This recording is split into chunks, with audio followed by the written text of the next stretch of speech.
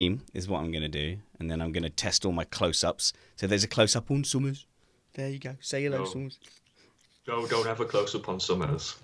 Such a Nobody wants to see this. such a beautiful man. There's trumpets. There's our close-up on trumpets. Look, there's the two of them together. This is so happy. So good to see you again. I'm sorry we missed each other in the UK, man. Yeah, I know. I wish I could have made I contact. knew you had plans there, so I wasn't really thinking it was going to happen. But Yeah. next time. Next time, definitely. And I haven't told, unlike Spanners, I haven't told you all about my track day at Silverstone. we were going to, before you do that, before you launch into that, we were going to have Pip on to talk about your track day. He's on track at the moment, and he hasn't got all your data to hand, and it's windy. So what we thought we'd do is we get him on Sunday as part of the panel, and as part of that, we'll talk about your track experience. Well, I don't want to give too much away, but he used words like above average. He used many very good words to describe my performance. Not that I'm trying to put pressure on you for when you finally get a chance. Well, that's the sort of patronising language that Brad uses for me as well, to be fair.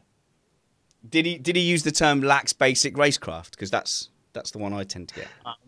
Excellent spatial awareness. I think he said that at one point. He said I had excellent spatial awareness, no fear in the high-speed turns, which I guess impressed him. And, yeah, above average. He said it was very much above average, given it was a new car and a new track, and I'd never done it before. I have lots of fear in those even in karting, I have fear in the high-speed corners. I just accept that I'm going to be terrified for the next 40 minutes, which is quite, I think, a life skill to be able to do that. No, you have to be able to do things that terrify you. Otherwise, you won't ever get anything done. But I will say, to just try and make you feel better, that I did. There were two corners that I really suffered with. One was Vale, because I just kept on getting into it too hot and screwing my exit. Is that in the village complex, Vale? No, it's before Village, I think. That's Village is like Farm Abbey and the Yeah, no, it's leading on to the new start finish. Oh right, yeah. And then the other one is Brooklands, where I managed to, at an extremely high speed, get incredibly out of shape and just about wreck the entire car. And my response to that was that I was really irritated at what had happened. I love the confusion that we're doing a different time. It's so hard to tell people when you're doing stuff, because I think you can do a YouTube notification for the channel. I think I can send out, say, right, send out the schedule or whatever, but I don't know. And I don't know if it would be worth doing that, or if it's just like a nice surprise and, hey, if you caught it, you caught it. That might be the thing, isn't it? If you caught it, you caught it. And look, we've even got Summers and everything as well. So tell you what, I'm a little short on time, gents, so shall we just crack on with the show? That requires show notes and a plan. What do you want to do first? Do you want to do news first? Do you want to do predictions first? What do you reckon? Or do you reckon that we do the predictions and if we go into a news item from that, then you can tick that off, Matt? How's that? Yeah, we can do it that way. Really, the only bits and pieces I wanted to catch. I think the most important thing, if we're going to talk about anything, would be, aside from the little Ferrari news and the name stuff, would be to talk about the mileage numbers. Okay. Wow. Really? We're going to talk odometer readings? Oh, good D. Oh, I can't believe we nearly didn't do this. Just get some tyre talk in there as well, and we'll be well away. I did include the Lewis Hamilton little. What do you call them over there? Not a spat. What when you have like a little mini fit? You have a lovely word for it, and it's just gone right out of my head. Paddy? Yeah. Strop. Strop. Yeah, you can have a strop. You can have a strop if you want. Look, I can't quite get my collar straight. Look, it's really annoying. Yeah. There we go. No, that's not right. Strop about the tires at testing, which confused Pirelli. But it's in there if we can do it. We can talk tires. Are you sure? I tell you what, this is reminding me of is when everyone went, "Hey, let's do a NASCAR thing." Last night on the iRacing. Hey, let's finish it off by going on an oval where you don't have to slow down at any point. And I was just like, this is thrilling. And then, Summers, I'm not lying, 2 turns in, if you can call them turns, somebody wrecked. And then that was it. We were just behind the pace car again for like 4 laps. And there's people Welcome to American racing. Americans, man, just weird. Like, I'll give it another go. There were some elements that were kind of fun, but like at some point you go, I need a corner to get past this guy. Like, what is going on? Draft. He goes low, I go high, I fall back. Okay, come back again. Draft. I go high, he goes low. And that was like a good 5-minute period. I thought, that's weird, isn't it? Anyway.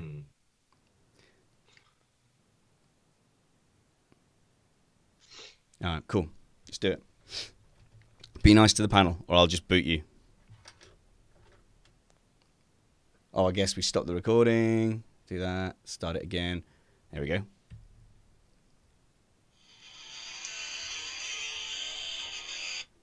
I'm going to do it with the soundboard plugged into the desk, though. That is my... I was going to say that sounded a little bit... Yeah, a little bit thin. You are listening to Missed Apex Podcast. We live F1. All right, forgive me. When it came out, it went back in again. And to protect your precious ears, the phone decides to put it down to a minimum volume. You are listening to Missed Apex Podcast. We live F1.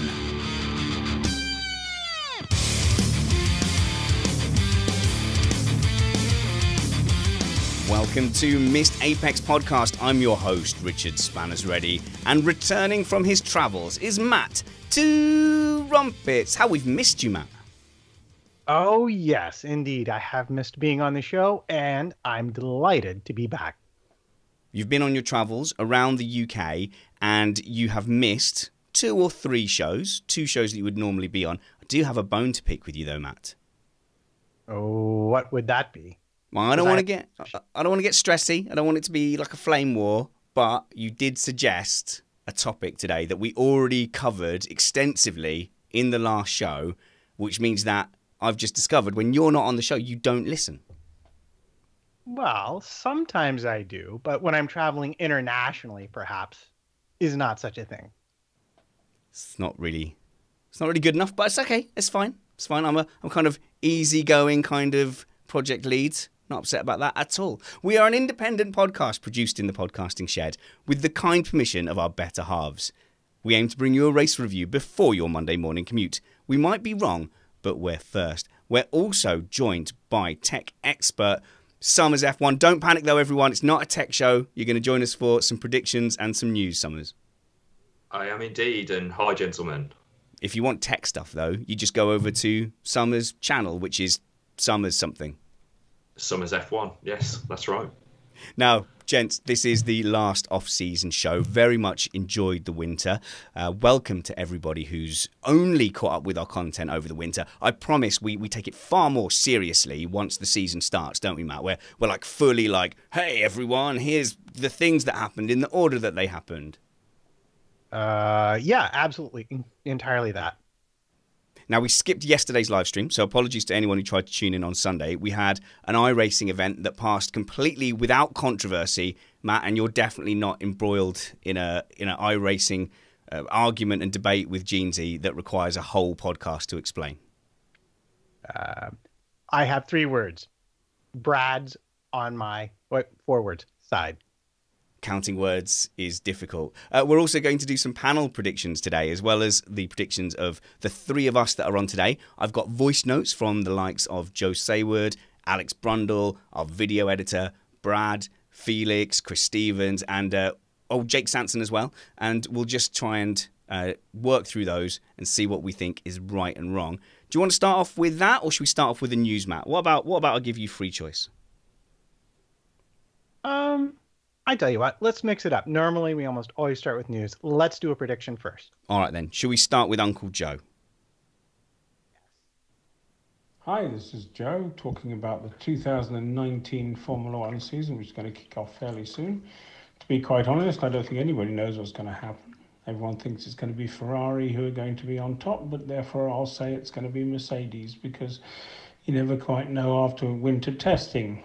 If you're looking for a big surprise of the year, my money's on Alexander Albon. I think everyone expects good things from Charles Leclerc, but I think Albon will be the big surprise because I think he will do things that people are not expecting him to do, because pretty much nobody's ever heard of him. So I hope he does well, and I think he will. So I think we're in for a really good season. I think we're in for lots of excitement. I don't think we're going to be going to races going, we know what's going to happen. I think we're going to be going, saying, who the hell is going to win this one? It'll be between Ferrari, Mercedes, and probably Red Bull. But I think Renault, they won't win, but they'll be close. Optimistic about Renault there. That kind of leads into your first news item anyway, Matt. He's predicting, and probably against the grain a little bit, that Mercedes will just turn up and be clearly faster. Right. And I don't know that they will start off faster. In fact, really, if this reminds me of anything, it reminds me of last season. We see the Ferrari, by all accounts, looking to be the easiest to drive. It was the quickest, barely over a single lap. And according to, I believe, the ESPN analysis, had around a 2/10 advantage in race pace over Mercedes. And we also saw, I don't know how else to say it, but the quote-unquote Spec B solution, which is a bit surprising for Mercedes, that they would show up with one car one week and kind of a brand new car the next week. And there's been lots of speculation about it, but I don't really know. But what I do know is that given that situation last year, that Mercedes was able to develop their way to being quicker and more consistent than Ferrari. But I will say, with the new driver at Ferrari, they may be facing a loss in the championship, because that is a car that can consistently bring home points when driven well by both drivers. Let's go to Summers then, because the main strength of Mercedes has been able to go down these different development paths. If they can actually turn up with two different concepts for the tracks where they turn up and they're just dead in the water, and they know they're turning up to Singapore, dead in the water, and Monaco and Mexico, for example. I'd love to get your opinion on Joe's prediction, although Joe has made it pretty clear that all you tech journalists are pretty much just guessing. Well, aren't we all just guessing from testing now, to be honest, Spanners? Yeah, I mean, in terms of Mercedes, they've clearly had situations in the past where they've struggled at particular types of circuits. And I think perhaps what we've seen borne out over the first and second test with the different specifications that we've seen from the two cars is that basically they're fundamentally looking at different directions to take in order that they can dial out the performance issues they've had in the past at certain circuits. So what I think we'll see is throughout the season, as is always the case with Mercedes, they may start a little bit slower, but they will be able to have much more scope for development throughout the season, and we'll see them perhaps really start to kick on once they return to the European leg and can really start to push some development onto the car. Matt, last season and the season before that, you were very optimistic about Ferrari.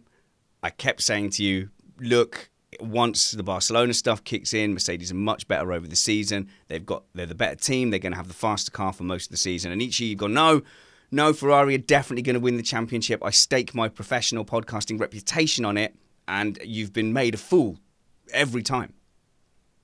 No, I disagree politely. I don't think I've been made a fool. I think Ferrari has, in their inimitable fashion thus far, managed to lose something that they had a grasp or a potential grasp on.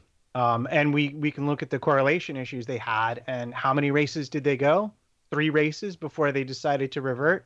How many points did they lose right there? I mean, effectively, that was a loss for them, persisting with a development that they couldn't get working. My understanding of it was ultimately was down to correlation issues, which any team can have. But also, we can look at the personnel changes and perhaps conclude that the plan that Marchionni had for the team got interrupted halfway through by his illness and subsequent passing. So they were very much a team in disarray, and I don't believe they fulfilled their full potential. Mercedes remains formidable no matter what you do. So what I'm hearing, what I'm hearing is that we're just going to have the same argument again. Ferrari are going to turn up quite strong in Australia in the flyaways. You're going to basically award them the title. And then by the time it comes to Mercedes being dominant, you're going to claim that you never said Ferrari were going to win. Yeah, that's the abusive pattern that we're just going to recycle again. Fair enough.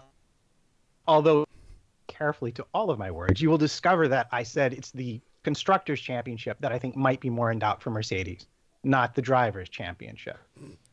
Right, yo. Should we let you two loose on a bit of tyres, because Hamilton was unhappy with his tyres? Yeah, if you like. So he did a little interview post testing, and he was very unhappy because he thought Pirelli were bringing the fancy new thin tires that he loved from last season. But when he drove on them, he did not have that same experience. And this confused Pirelli, which said, well, we actually brought the actual tires, and they sort of matched what we brought last year. So we perhaps need to talk to him and find out what he means. But they did bring up the rather important point that it's a bit colder in Barcelona this time of year than it was when he was using those tires last summer. And speaking of summer. Yeah, so I think there's a thing to also think about there in terms of the way that the tyres react to that temperature. So we've obviously got an operating window in which that they work, which has obviously changed depending on the compound that we've got this year, which has an effect on how they perform over not only one lap, but also a stint. And then on top of that, you've also got a new protocol from Pirelli, who've changed the tyre temperature blankets. So we've got 100 degrees maximum on the front, but only 80 degrees on the rear. And I think that's going to have quite a bearing, especially when you think about how Mercedes have struggled in terms of keeping the tyres in their optimum window throughout stages of the past few seasons. On top of that, looking through the times that we had, I think a lot of people just tend to look at the top line figure, the best time on the C5 tyre, and just say, well, everything's really close. But you also have to monitor what's going on in terms of the race pace to understand who's actually better throughout a race. It's all well and good being good on a Saturday and qualifying at the front of the grid, but if you can't make those tyres last and go throughout a stint, then it really is no use for the rest of the weekend. Yeah, and I had wondered, given his complaints, if this might not also have been a bit of a clue as to where Mercedes were struggling, because you're talking the rear tires, blankets are not as hot. What people at the track reported was that it was the rear end and instability in the rear end, particularly, that was giving Mercedes problem and costing them lap time. And is this just something that they're going to have to fix, or is this just something that once the track heats up properly won't be an issue for them unless we see the kind of weather that we had at, let's say, Austin or places like that, unexpected and out of the ordinary weather? I think firstly, it's things that we'll start to see them dial out. The trouble with Barcelona testing is that we get used to, or the drivers certainly get used to driving a particular circuit and a certain set of parameters. But if you look at the overall run pace of the Mercedes on the long runs, they don't look as bad as they perhaps do on the shorter stints. So I think they are perhaps having problems with the tyres, but I think it's something that they will learn to adjust to. If you look at the delta between each lap, so the time taken between one lap to the next, the average lap time that certainly Valtteri was doing was very rarely dropping off. So I think to immediately say that Mercedes are not in the game is a mistake. I do believe that they'll be there. And in my opinion, in the first few races of the season, we will see a titanic battle between Ferrari and Mercedes. Yeah, I think Joe might be right. It might be a season where we don't turn up knowing exactly what's going to happen. His other prediction, his more far-out prediction, was that Albon would surprise. That's Alexander Albon, the new Toro Rosso driver. He's right. We don't know a great deal about him because all the hype coming into 2018 and the new drivers has been Lando Norris on YouTube and Twitch and George Russell failing to take anything like a decent corporate photo. I'm not going to judge him on that. You should see some of my public profile photos, especially when they say smile guys and you just come out with like a grin and you think, yeah, I've nailed it. And then it's horrible and it's there on the BBC Cambridgeshire website forever and you can't change it. Don't look. It's horrible. But anyway, Alexander Albon could have the potential to be the highest ranking rookie race after race, Matt, because he's there in his Toro Rosso. We know Daniel Kvyat is beatable. And we know Alexander Albon has won 4 races, and we know that because I've just looked on Wikipedia. And that's always a good place to look for completely unimpeachable sources on everything. Let me just say that right now, school kids. Last year, he won 4 races in the FIA Formula 2 Championship. So he's someone who can win races amongst these superstars that we've been hearing about, Russell and Norris. Yeah, and in fact, he was originally slated to go to Formula E and wound up being given permission to move to Toro Rosso. And I can tell you from the Formula E side, he was extremely highly rated. And I would be 100% down with that prediction. He will do much better than most people will be expecting. But also, Toro Rosso is the back half of the midfield. So the expectations and the pressure on him will be, in some ways, although it is a Red Bull team, so that's just sort of their raison d'etre, I suppose you would say, there will be that pressure on him to perform. But it won't be the same kind of media scrutiny and intensity that perhaps Charles Leclerc had to deal with. And I think it's fair to say, obviously I've said that Kvyat is beatable. The pressure, Summers, is going to be on Kvyat this season, having already been demoted twice. I think people are, especially Max Verstappen fans, who think that you need Kvyat to be demoted in order for Max to pick up a victory. It's not unfeasible that he won't finish the season as an F1 driver. I'd be pretty nervous if I was Kvyat, but that does take the pressure off of Alexander Albon. Yeah, but we have to remember that the Red Bull program sort of has hit sort of an unsteady area in terms of the drivers that they can bring through. So Kvyat might actually manage to survive a season for a change.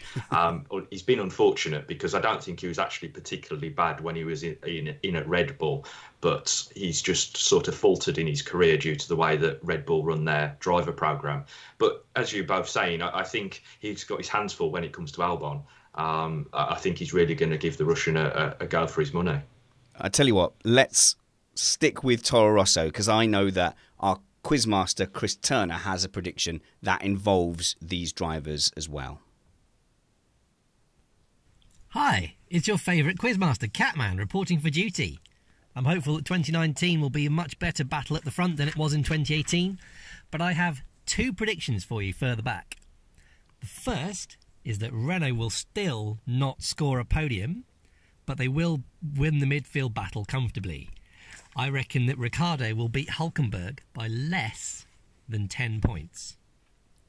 And my second prediction is that Toro Rosso will not finish the season with the drivers that they start with. Now, does that mean that Kvyat's going to get promoted to Red Bull when, inevitably, Gasly implodes under the pressure of the Verstappen juggernaut? Or does that mean that Alexander Albon's going to do very badly and be replaced with Dan Tickton when he finally gets his super license? I'll leave that up to you. Thank you very much there to terrible quizmaster Chris Catman Turner. What mic is he using? That was boomy and rich and gorgeous, wasn't it? So his predictions, we'll come back to the Renault stuff a little bit later. So many people optimistic about Renault. I think it's the popular driver effect, isn't it? They've got 2 very charismatic and popular drivers. But sticking with Toro Rosso for a second, that prediction that they will not finish with the same drivers that they started with, that's a pretty good shout, Matt, because you've got both those guys. Kvyat is in danger of being sacked. He's also potentially next in line for Gasly, who already looks a little shaky in that Red Bull.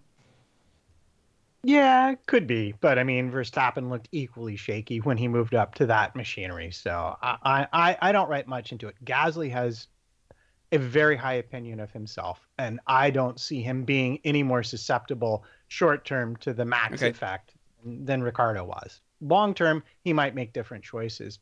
But you're right. If Red Bull get impatient with him, he might be out the door rather quickly.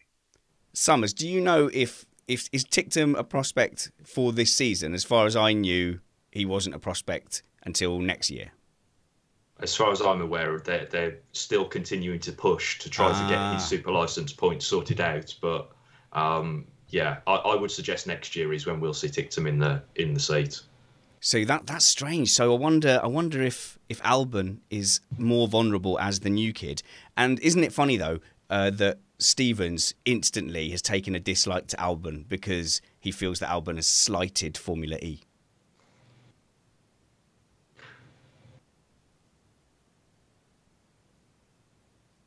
All right. Yeah, I think it is very funny, especially because Albon actually is a driver that you're really going to want to watch. But he feels personally slighted because his favorite sport was spurned. There's no way any young driver is not going to grab that chance to go, I want to be in Formula One. And I think that is going to be the case until you start seeing Formula One teams looking over at Formula E and going, he's done well, jump in our car. So perhaps if De Grassi and Buemi had been picked up by F1 teams who'd gone, oh, yeah, they need another shot, you might then have seen young drivers going, Formula E is a route into Formula One. Right now, Albon would have been mad to go to Formula E instead of F1. I will just point out that Formula One literally just picked Albon up from Formula E. So. Yeah, but he wasn't driving in Formula E, was he? He wasn't, didn't do a season in Formula E. He was just on paper Formula E. He had signed a contract for Formula E, so... That clearly doesn't count. Summers. I'm with you, Spanners, on this one, to be honest, because he hadn't even turned a wheel in anger in Formula E, so... he hadn't been picked up as a Formula E driver. And as you say, I think it's a case of there's that transition where we'll see perhaps at some stage Formula E drivers being punted back into Formula One from the base level. But at this stage, it certainly doesn't seem to be that way. Yeah, no, I actually think what you're going to see is this is going to be where certain F2 drivers will go to have a more competitive ride. Because right now, the amount of sponsorship you bring to F2 has a lot to do with how well your prospects for Formula One are. And I think people without the budget to be at one of the top teams might begin to look at Formula E as being a very good alternative to catch some eyeballs. Bruce Wayne in the chat room says, Gasly's biggest problem is him shaving off his moustache. We all know that a moustache is worth 5/10. Think of Mansell and Rosberg, etc. Hello to the live stream. You can join the live stream by going to YouTube and searching Missed Apex Podcast. And you can join in with the chat. You can see our faces and you can chat along as we're having this discussion. Normally Sunday, 8 p.m. This time, we've done it at 2 p.m. UK time and not told anyone. And we've still got quite a busy chat room. So thank you to everybody pretending to work. As Mirror303 says, with the headphones on, I look very busy. There you go. That's a life hack for you. So we've been slating Chris Stevens. Why don't we hear his predictions for F1 2019? Hey guys, so one of my predictions for this season is that Ferrari are going to arrive in Melbourne with just a slight hint of an advantage in terms of race pace. Bold I call. think in qualifying, Mercedes might be able to compete with them, and I think even Red Bull could be there or thereabouts as well. But I think on race pace, the Ferrari just seems to have a very small edge. My other prediction for the... Do you know what? I'm just going to pause it there. Summers, is that something that we can see? Can we see race pace from testing? Can we do tyre adjusted? Can we do fuel adjusted? Is there any basis for going, over 70 laps of Australia, Ferrari are going to have a slight advantage? Well, you can obviously work out the race pace from the times, but there's always factors that you cannot put into those calculations. So it's always a difficult one.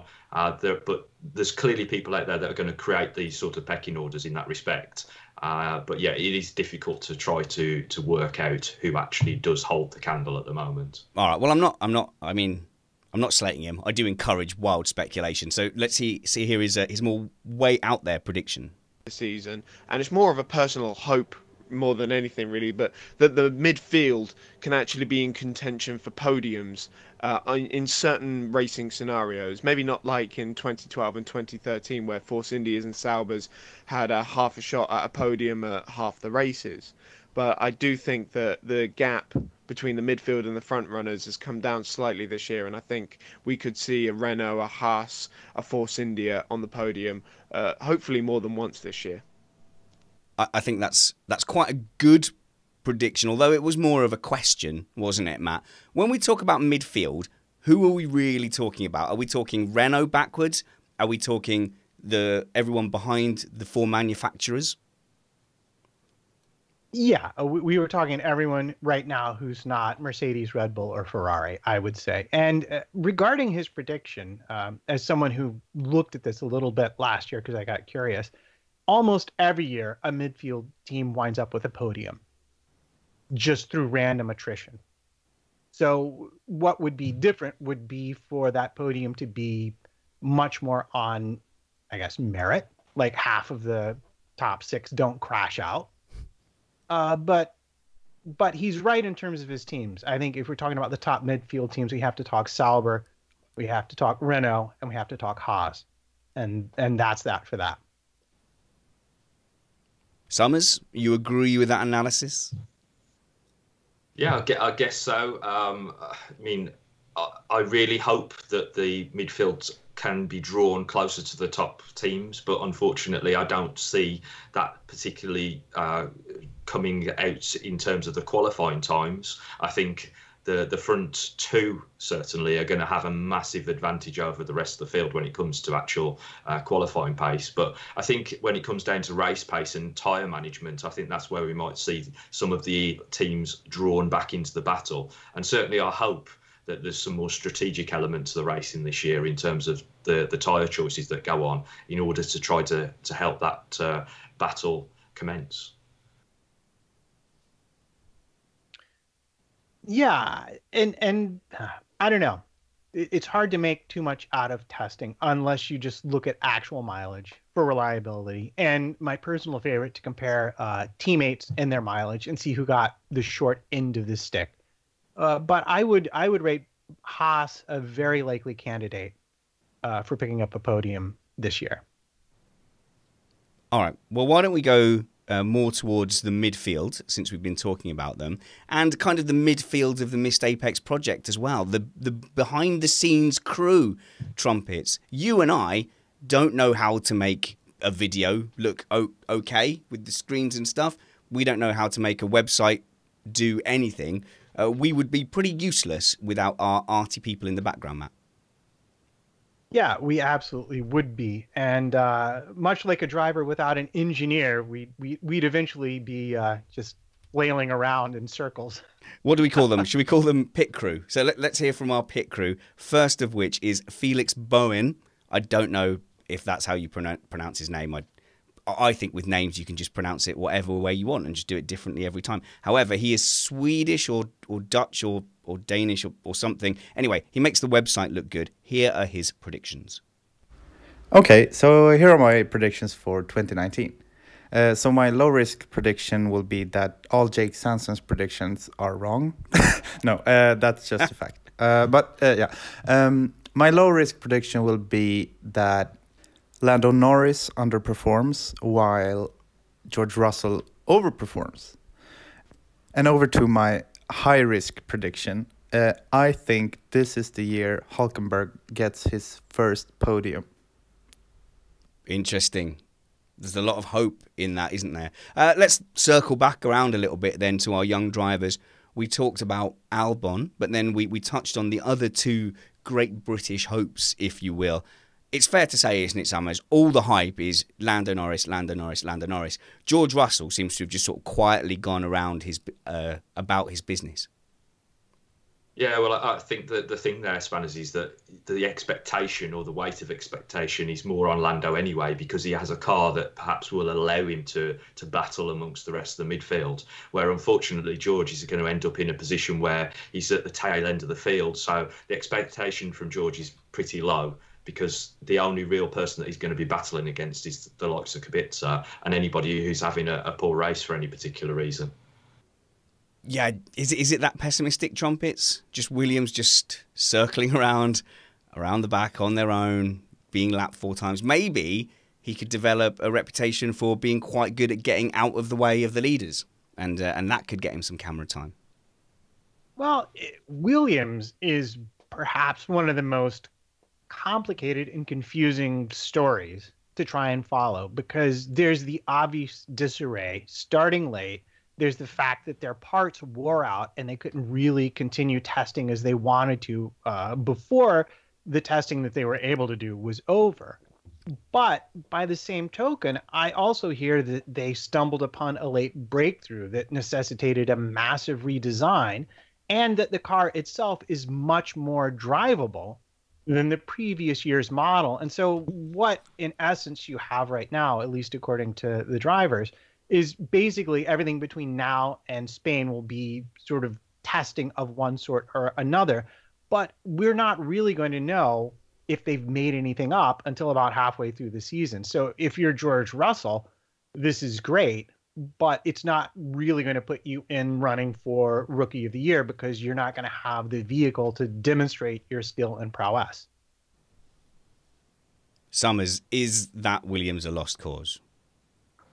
No, nothing's a lost cause. And as I've mentioned before, I actually find that there's some nice technical details about the car this year, which obviously draws some interest from my side of the fence. But as a package, if we look at it compared to last season, it is clearly a step on, but it's just not a large enough step on to correlate with the others that have made significantly more from the rules that have changed this season. So as Matt says, I think it's difficult to judge Williams on the opening part of the season. I think we need to wait until at least Spain before we really start to see them make any efforts towards the midfield, which is obviously disconcerting for any Williams fans out there. But hopefully, as the season progresses, they might be cheering their drivers on a bit more. So if you're a Williams fan, I think the best thing you can do is reduce your expectations for the first half of the season.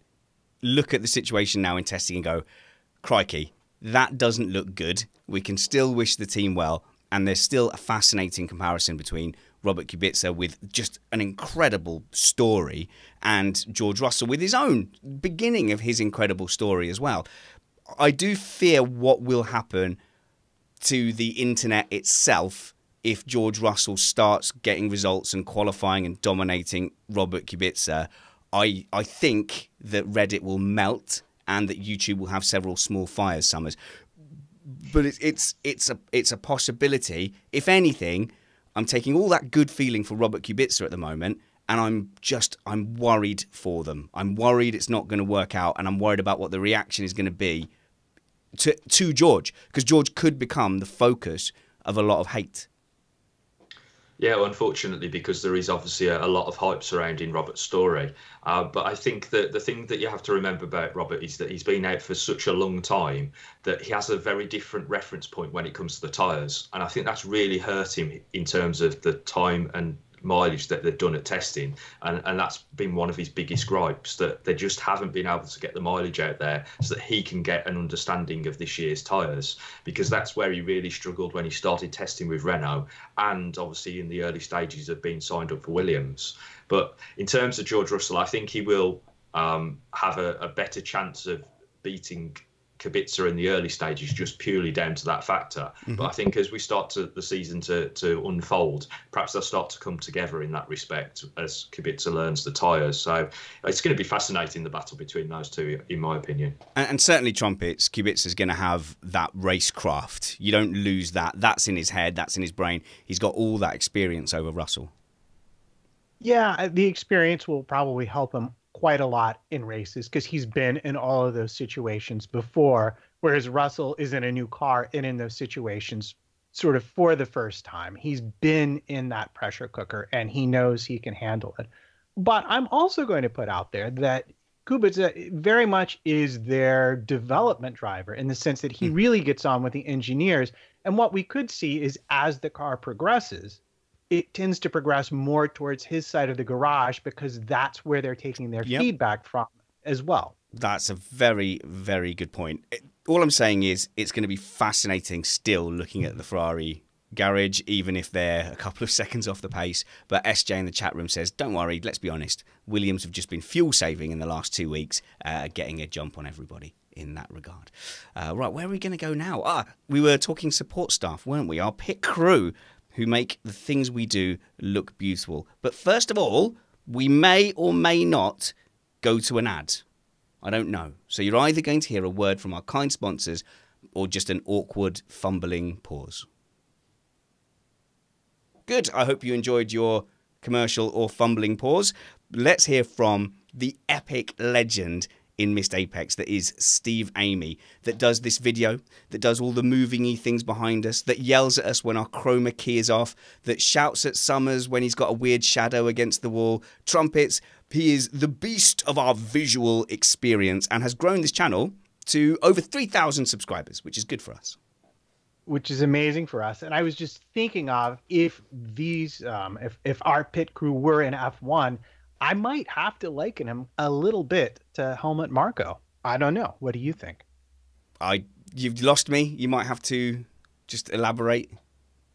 Toro Rosso boss, one eye, famous for axing youngsters at the slightest transgression.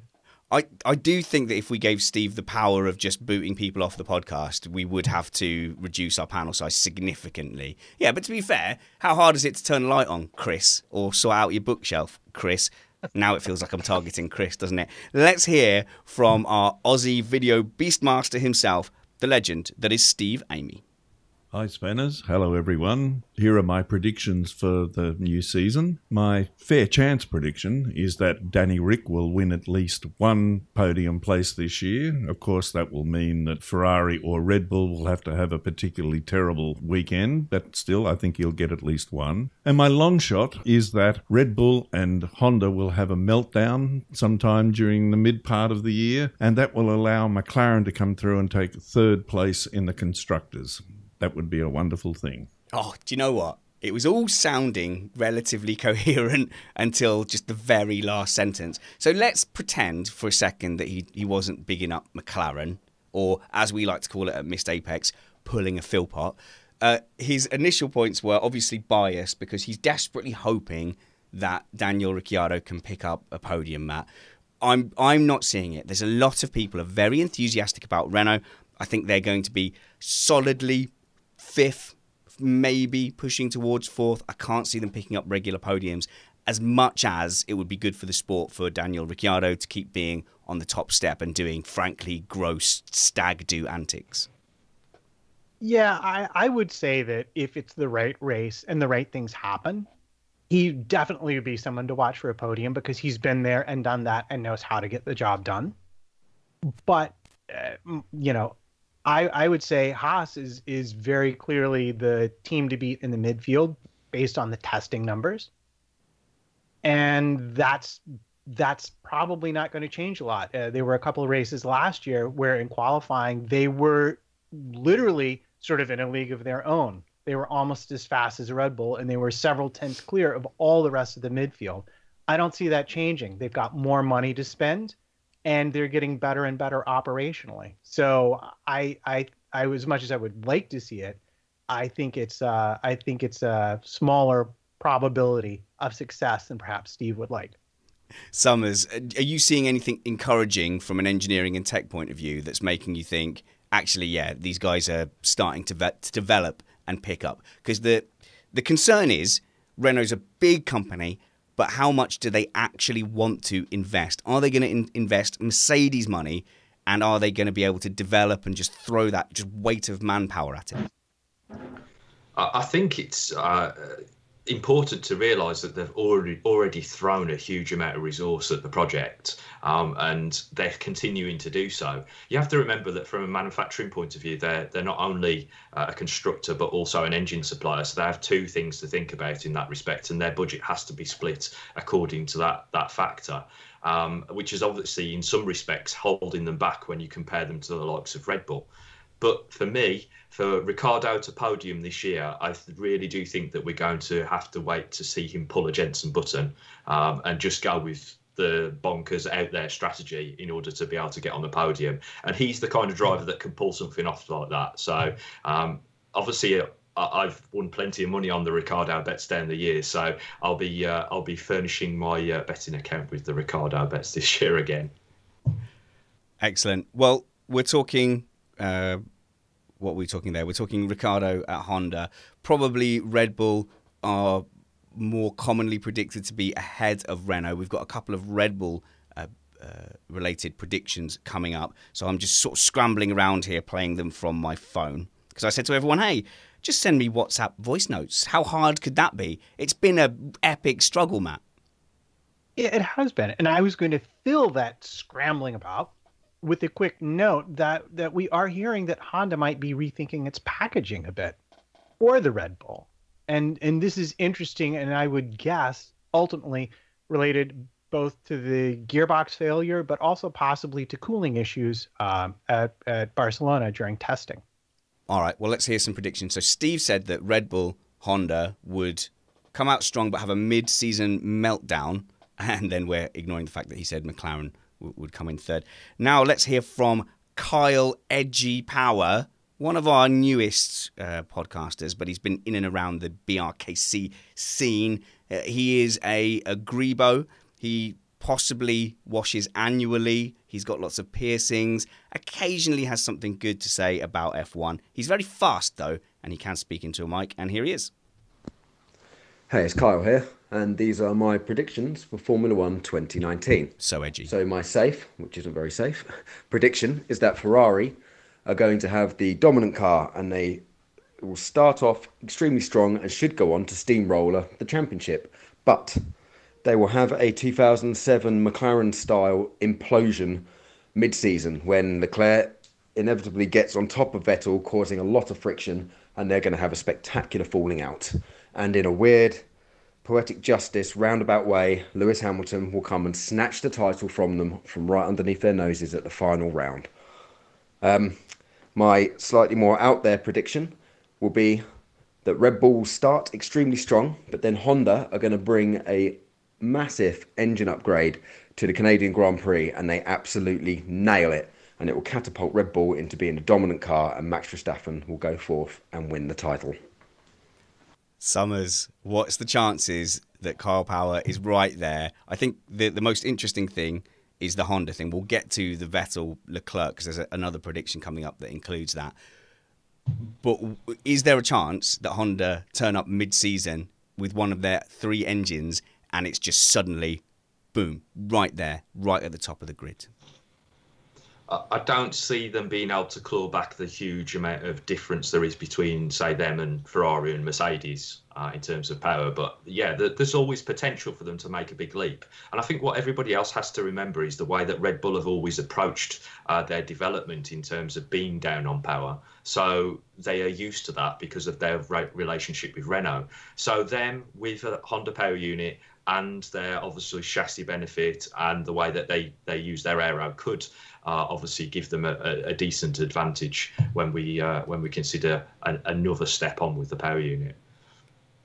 Trumpets, everyone is desperate for Red Bull Honda to be up in the mix with those two people. With those two teams, Mercedes and Ferrari. And we are guilty of getting caught up in the hype train, like we're willing them on. And then we kind of count Singapore, Mexico, Monaco as these great victories. Really, that is a sign that they're not changing and that they're not adapting in a way that will bring them up with the top 2. If they keep only winning Singapore, Mexico, Monaco, it means they've got a setup that isn't maximised to the whole F1 season again. They've become so used to having to fight with an underpowered power unit. Even if they got a great powered Honda, are they set up to punch through at Silverstone, Monza, Spa? If they were equal on power, yeah, I believe they would be. Is it as simple as that, Summers? Is it a case of, well, more power, we've still got the aero, so we'll just push through that aero and we'll have the best of both worlds? Yeah, I mean, from a concept point of view, Red Bull are very much in a different realm when you consider them to the likes of Mercedes and Ferrari. So clearly, if they did have more power, they would have to reconsider the way that they operate. But you know, given the opportunity to have a similar power level to the top 2, I do think that they would be able to adapt and, in fact, perhaps be able to beat the 2 big teams at the moment. Matthew King says, Steve Irwin levels of wild speculation there from Kyle Power. I mean, overall, the optimism is not bad. It's not inconceivable that a team with Red Bull's resources and a producer like Honda with their resources should at some point click together and produce a championship-winning car. That's not impossible. We're not talking Fantasyland stuff. However, talking about the battle between the Ferrari drivers, very quickly, Matt, I've got 2 more coming up. I've got Alex Brundle and Jake Sanson coming up. How do you see the Ferrari boys playing out with each other? Well, I think what's interesting about that is we've heard from Ferrari directly that Vettel will be the number 1 driver and Leclerc will be the number 2 driver. And I see that playing out well until you get to a situation, and here I will reference my bike racing years, where the person who is not the leader is doing better on points. And then they're going to have perhaps some issues, unless they've sat down and sorted everything out very clearly ahead of time. With Binotto in charge, that might have actually happened for once. All right, well, let's see what is coming out of the speculative mind of Alex Brundle.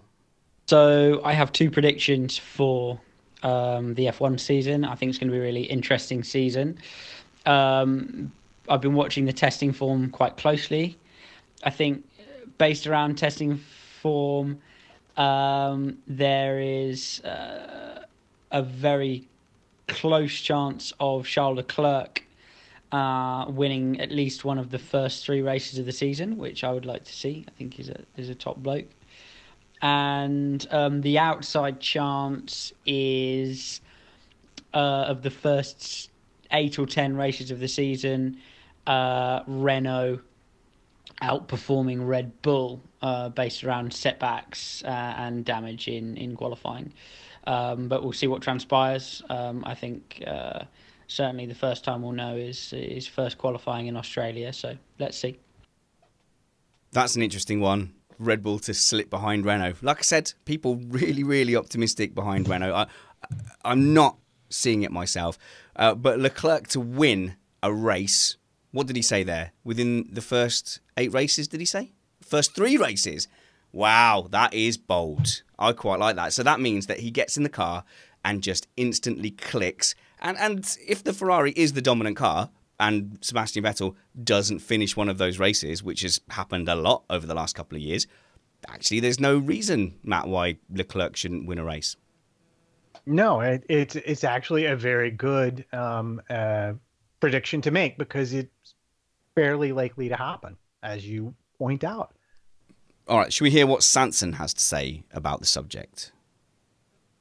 And by the way, did sort of say to Alex, are you going to come on the show soon? And he seemed enthusiastic and not in that kind of just overly polite, yeah, we'll see way, in more of a, yeah, no, that would be a good thing to do. So I do hope we hear from Alex more, because he does give us a bit of an insight into things outside of F1 as well. Is that all right? Is that enough, Matt? Is that like he's our token not F1 person? Yeah, I think that is utterly fine. All right, well, Jake covers all motorsports. Jake Sanson of Downforce Radio, motorsport commentator, covers everything from lawnmower racing through to karting, through to real race cars. The guy is invincible as a commentator, a genuine grade A man to call your race. He is, however, completely bonkers and just devastatingly irritating. Here's his predictions. I think for the 2019 season, it should be Lewis Hamilton who wins the title. If it's not going to be him, it's going to be Charles Leclerc. I genuinely feel he's going to be better than Vettel at Ferrari once the season really gets started. And I'm not even sure that Vettel really knows that's coming. So I genuinely think, well, by the time we get to Europe, Leclerc will be winning more than Vettel will.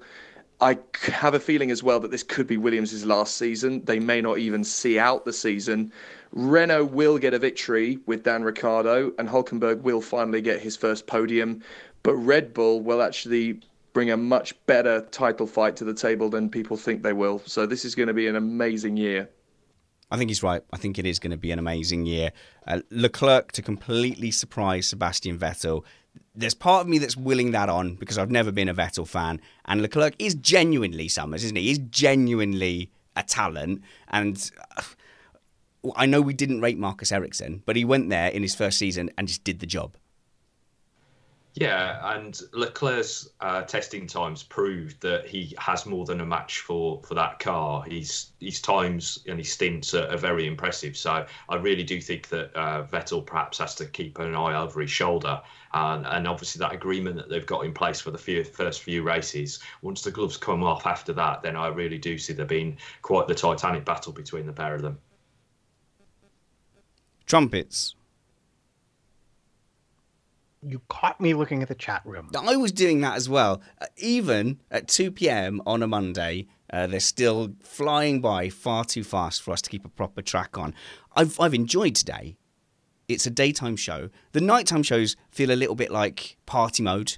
Like let's get into kind of the Chris Evans "don't forget your toothbrush" type thing, and it's all the bumpers and jingles going everywhere. When we do it in the afternoon, when we do like our Patreon waffle, it's always a little bit more chilled, a little bit more relaxed. Yeah, it is, and it's very enjoyable, and it is very much a different kind of energy. And then I go outside and there's actual sunlight and it freaks me out. But that's my problem. I won't make my problems your problems. We have one audio clip left, and that is the predictions from VLN champion Bradley Philpott, who'll be racing in a higher class of VLN this year, I believe. Although I do apologise if I've said something. I can't remember. Had he announced that? Everyone forget all that. He's going to be in VLN anyway, and he's doing a lot more karting this season as well. I know he's set up a karting team, as well as being the organiser and one of the top competitors in the British Rental Kart Championships. Always very, very valuable for us as a driver analyst to have a proper professional driver on there and his insight. And of course, he is the curator of the Bradley Philpott lane system, patent pending, which will hopefully put us in good stead to argue about things over the course of the season. And when we do our iRacing, because, Matt, I mean, clearly Alex Van Gien violated the lane system last night. Well, that's what Brad says. I mean, yeah, I don't even feel I have to bring a personal perspective to it, other than to say that, well, if you really want to dance around those three corners at Lime Rock with someone who's basically an iRacing noob, well, you know, and just be lucky that you made it that far. And like when I had a big dispute with Van Gien over iRacing, we talked about it on the podcast. He was a little upset that he wasn't on that show to defend himself, and he's also not on this show to defend himself. So it was definitely his fault. And Matt, you are a saint in racing terms. Well, thank you very much. And I want to say something that will no doubt inflame the situation. And do you remember the advice that he gave you? That you should move over and make it impossible for him to have a good entry into the next turn? Yeah. Yeah. It certainly crossed my mind at that point in the track that perhaps I should make it more difficult for him to be able to get round the next turn so that I would be fully past him. I mean, but if you look at it at full speed, it does very much look like you punted Van Gien into the fence. Anyway, that's an argument for another time. Let's hear from the lane system inventor man, Bradley Philpott. So here are my sensible and more far out predictions for Formula One 2019. So, sensible prediction. I think Red Bull will emerge as the fastest team, and I think Max Verstappen will leave Australia with the lead of the World Championship. And my slightly more far out there prediction is continuing on from my optimism for McLaren for 2018. I think McLaren will be the fastest of the midfield teams, and they will show that their testing pace, where they set the fastest lap on a couple of the days, was not just showboating, and that it was genuine pace. So there's my two predictions for 2019. Are we sure that Brad knows what both those words mean? What, the names of the teams?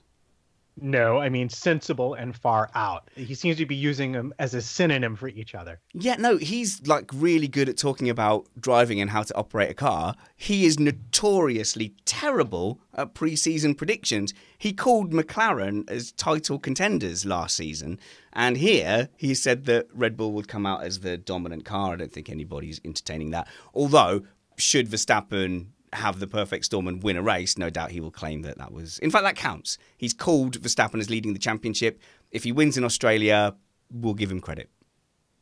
If he made that prediction, I would have been much more on board with it. Verstappen wins in Australia and leads the World Championship headed to the next race. Jonas Madhouse says, was Brad high? Mark Greenout, another McLaren apologist. I knew I liked Brad. And Othnol Gallimore says all those predictions from Brad are way out there. Yeah, I don't agree with any of them. Let's talk about McLaren then, quickly. Summers, perennial underachievers. like a slightly better with their money version of Williams, but they're not really nibbling around that kind of podium threatening place. So when Alonso qualified 7th at some point last season, you know, that was being held as like a massive victory. It's like 7th is still pretty far down. That's a car that you finished 2nd in the championship with. Sorry, 3rd by half a point in the championship with. Why on earth is anyone celebrating 7th? Yeah, well, unfortunately for McLaren, I do see them as part of the battle for what is really the midfield. You know, you have the top end of the midfield, the middle, and then obviously the back teams that are really struggling. And McLaren, for me, perhaps will be the ones that sit right there in the middle, and they tend to pick off points or other drivers whenever the chances approach for them. But yeah, they should be punching higher than they are. They do now obviously have the second year of being able to use the Renault power unit, and I really expected them to be able to push on in that respect, because they made some strange decisions when it came to installing the power unit for 2018. And so with that reversed for 2019, I expected them to be able to make a bit of a leap forward, but I'm not really seeing anything that's going to suggest that they're going to be fighting with the likes of a Red Bull, a Renault, or even a Sauber, who've made quite a leap. Yeah, I think this is going to be very much a turnaround year for them. And let's not forget the new personnel. It seems like the management woes and structure issues of the last year or two that have plagued them have been sorted out to a certain extent. And you have Andreas Seidel coming from Porsche to run things. And that, I believe, will make a big difference. But I am quietly optimistic. In fact, that was one of my entertained predictions, that McLaren will indeed have a proper top 5 finish in a race that they earn on merit and not just by attrition. I see them moving in the right direction, but I think they haven't. I think it'll take them this season to really get their momentum going, and that next season we'll see where their plans really take them. Again, next season. Every season. This is like Renault and McLaren. Oh, yeah, by 2018. I still remember Neil Palmer saying by 2018 Renault would be championship contenders. Then when 2018 rolls around, oh, no, I never said that. We just said there'd be some improvement. I don't see McLaren entering the top 5 this season or next season or in the foreseeable future. To be clear, I meant a top 5 finish, not finishing the whole season in the top 5. Oh, yeah. Well, I mean, that's all right. Fair enough. I still spiritually, in my head, Summers, think of the old 6 places point system in F1. And I still consider a top 6 finish to be a thing, even though it's not really a thing anymore. But for those midfield teams, poking into a top 6 finish is like their podium, isn't it? And in the olden days, where F1 points were so precious, it was, wasn't it? It was precious. Outside of the podium, you picked up your 1 point for 6th place, and that was a real tangible thing. Yeah, obviously the point system being changed has obviously altered everybody's perspective of what they classify as a win, I guess. But in terms of this season coming up, if Red Bull have perhaps slackened off a little bit, which is unfortunately for Brad where I feel that we may be in a position of, that Red Bull are actually a little bit more adrift of Mercedes and Ferrari at this stage than they'd really ideally like, that will obviously drag them towards the likes of Renault, Sauber, McLaren, Force India, etc. And Haas, obviously.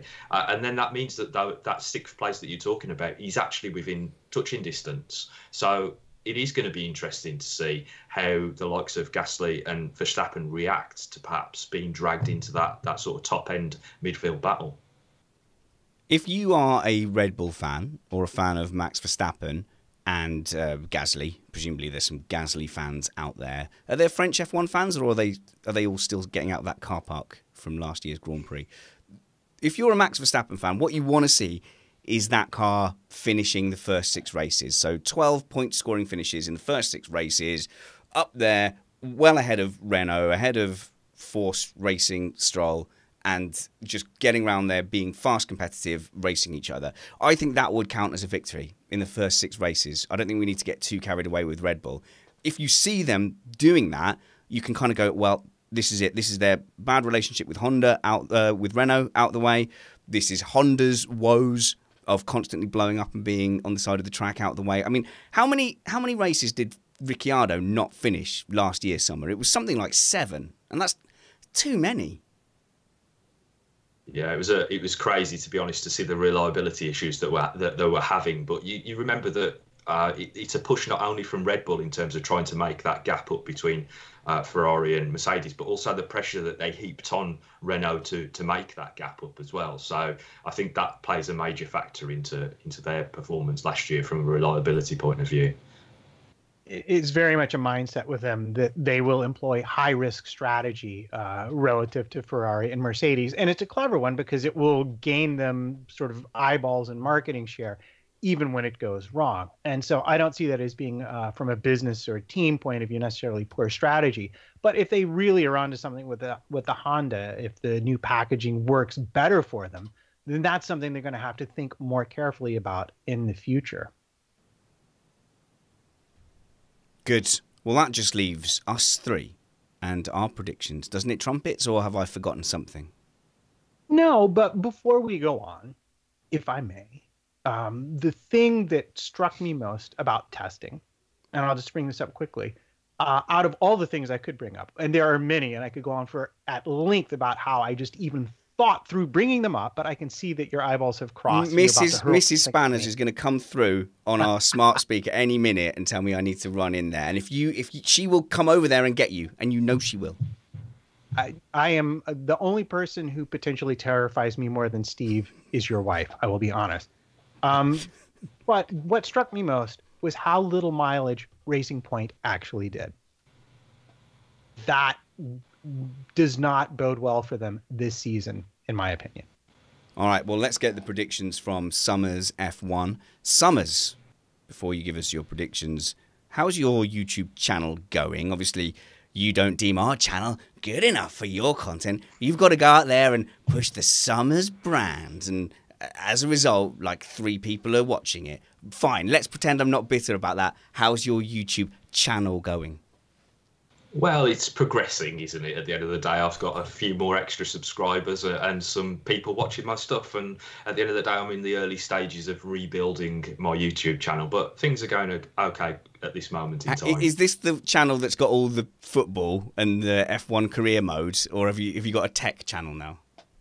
I've decided that I'm going to try to split those off in a few weeks' time, because obviously, yeah, I do partake in FIFA career mode stuff as well, so that might put some people off. I like seeing the comments on your YouTube videos. It's just like, huh? Wait, what? Why am I watching FIFA now? What are we up to now? FIFA, I guess it's by the years, isn't it? It's FIFA 19. It's not like FIFA number 1. I still rate Sensible Soccer as better than any FIFA computer game. And I knew the perfect way to score, just on the outside of the 18-yard box, from 20 yards, kick it and then fully curl into the corner. Keepers had no chance. I would take anyone on in the world at Sensible Soccer. Summers, what are your predictions for the 2019 season? Okay, so my basic prediction is that we're going to see the battle renewed at the front. We're going to see a very tight battle between both Ferrari and Mercedes. I think Ferrari will enter the start of the season ahead in terms of not only from a chassis point of view, but also from understanding the tyres a little better. But I think they have less scope to be able to develop their car, and that's when we'll see Mercedes really hit them hard towards the middle and end of the season. And I think come the end of the season, we're going to see a huge amount of battling going on between the top 4 drivers in those teams. And have you got a more crazy prediction for us? Well, my more crazy prediction is in the shape of Kimi Räikkönen and Sauber. Obviously, Sauber have impressed in terms of their car design this year, and I really like some of the design concepts that they've come up with. But my prediction will be that Kimi Räikkönen will podium before Max Verstappen this year. Say that again. Kimi Räikkönen will podium before Max Verstappen, and you are calling them Sauber still, although that name is gone, isn't it? So we'll have to get used to calling them Alpha. No, I mean, it'll take a while, won't it? Because it's been Sauber for so long. Right, your 2 things then. Something about Merck and Ferrari, I drifted off, and that Kimi would podium before Max Verstappen. Let's go over to Matt Trumpets. We've missed you. Chris has done a sterling job in your stead, but the show is very, very much got Trumpets as part of the furniture, as part of the walls. Don't leave us for that long again, Trumpets. What are you up to, promoting things wise? Well, obviously the wife's book, The One I Love to Hate. by Amanda Weaver at A Weaver Writes on the Twitters is coming out. So if it's something that you might like to read, please by all means go pre-order it now at your favorite ebook seller of choice. So I think that's probably the big thing. But I don't know. I don't want to drag us down too much time-wise. But I might have, in the way of our podcasting relationship, a bit of a confession to make. Uh-oh. So here goes. Do you know yesterday in iRacing when you were following me around and you couldn't believe the lap times I was turning? Yeah, considering you're using a controller, I thought it was quite good. I was still faster than you, obviously. But yes, very impressive. About that, it's possible that I may have acquired a wheel and pedals in the meantime and have been using them. You didn't tell us. Why didn't you tell us? Honestly, everyone was sitting there going, it is impossible for you to get times like that using a controller on a simulator. Oh, you git. All right, well, that explains it. In that case, you still performed terribly, and I expect a vast improvement on the next iRacing event. You, of course, hang out mostly on Twitter as @MattPT55. Matt doesn't have my restraint. Obviously, I don't have any strong political opinions one way or the other. #corporate, #media. Matt Trumpets, however, if you want to get angry with him, go get in there, get roughed up. If you want to see pictures of trumpets, follow him on Facebook. Matt, what are your predictions for the 2019 season? Well, I've thought long and I've thought hard, and I think my entirely not out there and reasonable prediction will be that Haas finishes fourth, a solid fourth, well ahead of the rest of the midfield in the championship, and that they get an honest-to-goodness, on-merit podium before the end of the season. See, I agree with that because that pushes Renault down to fifth, and I am not as optimistic as everyone on Renault. Have I mentioned that? Have I mentioned that? I don't think I have. But yeah, so I think you might see Haas and Alpha and Racing Point all really fighting. I'm not saying all three of them will finish ahead of Renault. I'm saying Renault is in danger from all three of those teams. Right. And as for my out there prediction, I predict that Williams will finish not last of the cars actually still on track when the checkered flag falls before Spain. Wait a minute. Wait a minute. Is this your far out prediction? Is that Williams will beat a single car from a single team in the first 6 races?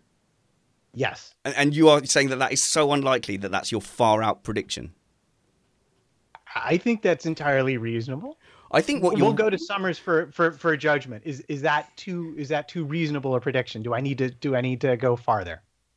To be honest, looking at Williams' pace, I think you're kind of on the money. But yeah, I was expecting something more wild of an accusation from you, to be honest, Matt. I mean, it's the ultimate damning with faint praise, isn't it? Damning with faint praise that they might not have both cars in the 19th and 20th places of the cars that finish. I think that's important to know. Of the cars that finish. Thank you very much for your predictions, Matt. I'm Spanners. I'm your host here on Missed Apex Podcast. You can follow me at SpannersReady. And this week, I would love to turn your attention to a podcast I was a guest on called The Conversation Hat, which was an improv podcast by the very talented and funny Liam Taylor and also his friend, who I think was called Dan or Ben or Steve. I didn't like him as much. But it was a fun chat. So if you want another hour of Spanners, go and check out the Conversation Hat podcast.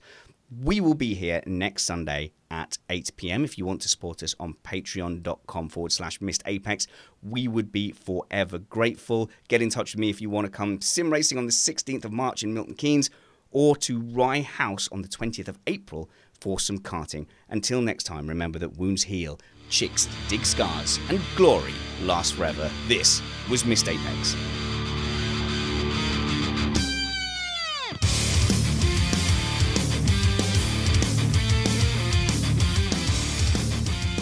I wanted some newspapers to shuffle there. Look like that. There we go. Shuffle. It made more of a bang than a shuffle sound. There we go. Shuffle. God, I'm no Foley artist, am I? This is no good at all. Oh well, I best go in. I'm going to get yelled at. What is it, Trump? Oh no! Right. Hey, I know. Even though I don't really have time and I'm going to get yelled at. Matt, what is this week's comment of the week? bearing in mind that you're risking my marriage here, what are the candidates for comment of the week? And I have boiled them down to exactly 3 for you, as you have not even requested yet, but certainly we're about to. Our friend, Chris Fonseca, before your Monday morning commute, presumably means the commute home. Yes, today. Yeah, it does. Sorry about that. We tried our best to spread the message that we were broadcasting it not on Sunday, but on Monday. You can send blasts out on YouTube, but I didn't want to spam everyone. We will come up with a better system, I promise. Our friend Bruce Wayne with Pirelli catering to specific teams / drivers has never ended well for the championship. A lot of that is conspiracy and just reading into random things that have happened. And when those random things fall against your team, it's a conspiracy. When it falls in line with your team, that's somehow the status quo. Didn't hear many Mercedes and Hamilton fans complaining that the thinner tyres that really suited the Mercedes were then going to be used for an extra 4 races. Because originally, wasn't it just a temporary fix? And then suddenly it came in for another 4 races in 2018. And they weren't then going, now it's a conspiracy to help Lewis Hamilton, because it certainly did. Yes, and our last candidate is Blue Cube with, I think the real question is, how Ferrari will implode and throw away their advantage this season. Well, I'm assuming it will be Vettel-based. So who's our winner of comment of the week? Oh, it's challenging, but I think we're going to go with, for the tropiest version, Blue Cube.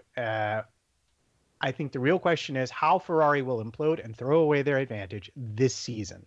What on Blue Cube? Blue Cube? What on Blue Cube? Get in there. Comment of the week.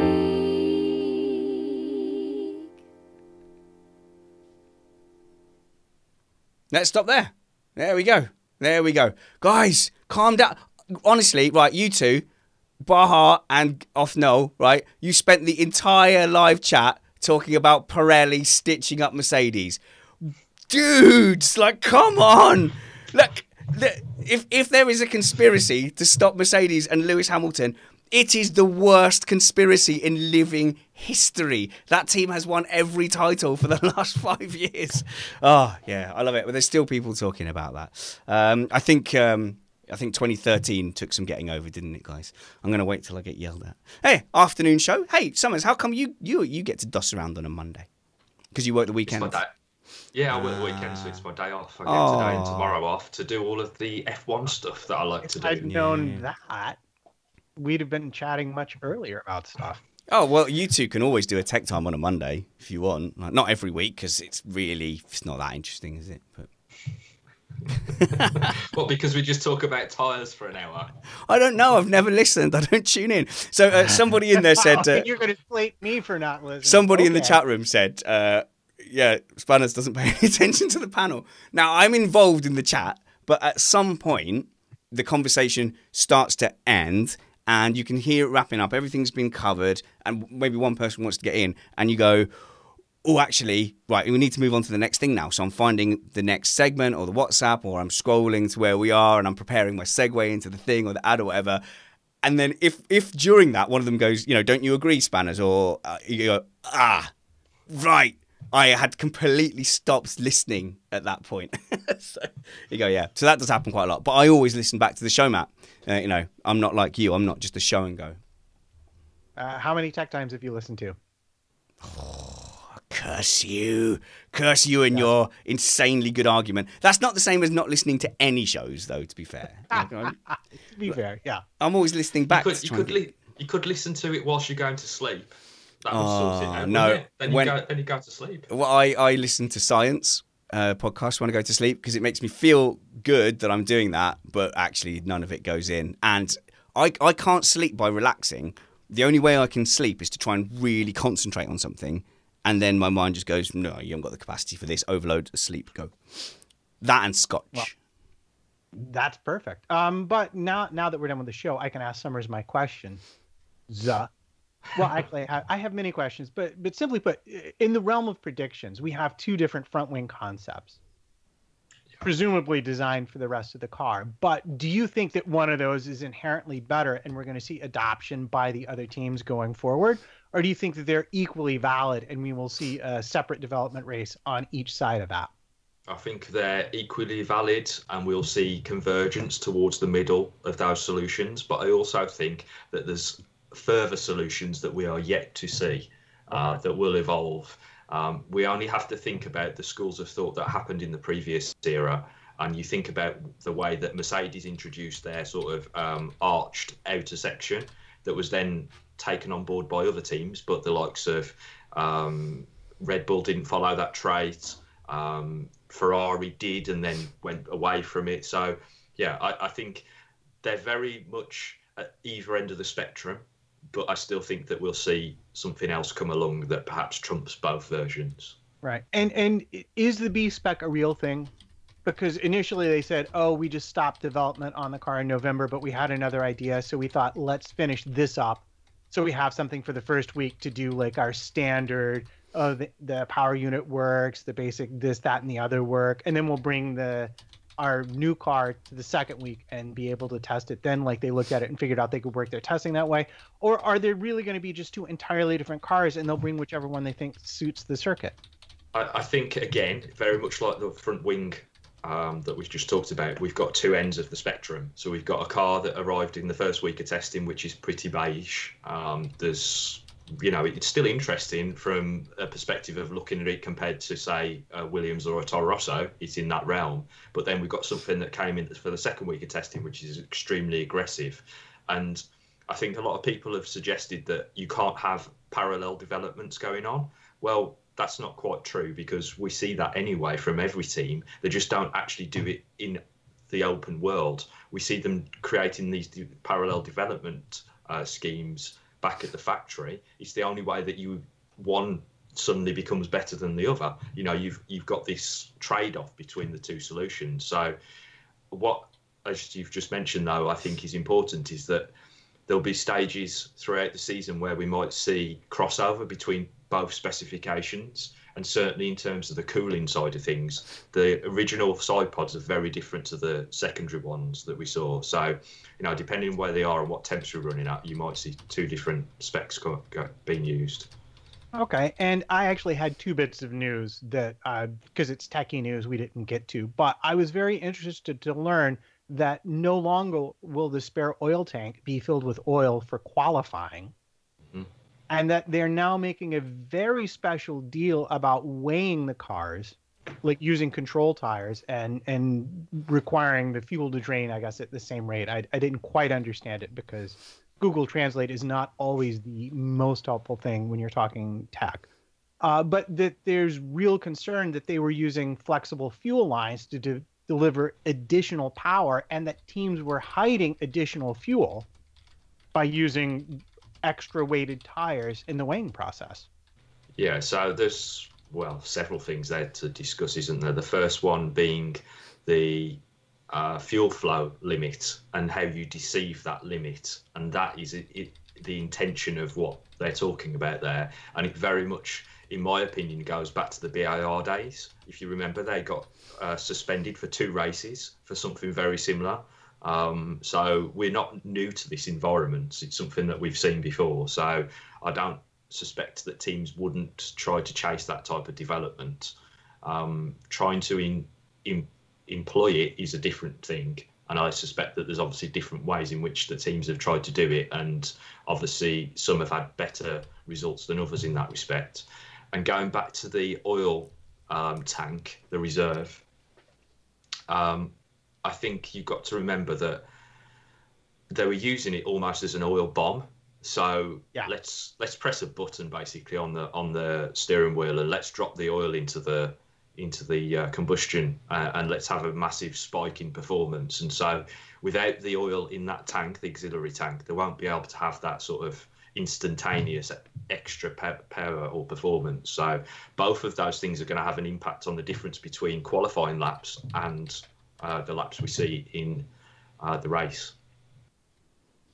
Gents, I've got to kick you all off, so I've got to go and look after the boy, go and get the girl from school. See you later, everyone. Have a great rest of your Monday. We'll see you on Sunday. And if anyone thinks of any ways that I can better inform you guys of when the schedule is, do please let me know. We could join Patreon. Shall I put the schedules up on Patreon? No, okay. That would be worth it, wouldn't it? All right, see you later. Cheers. Bye.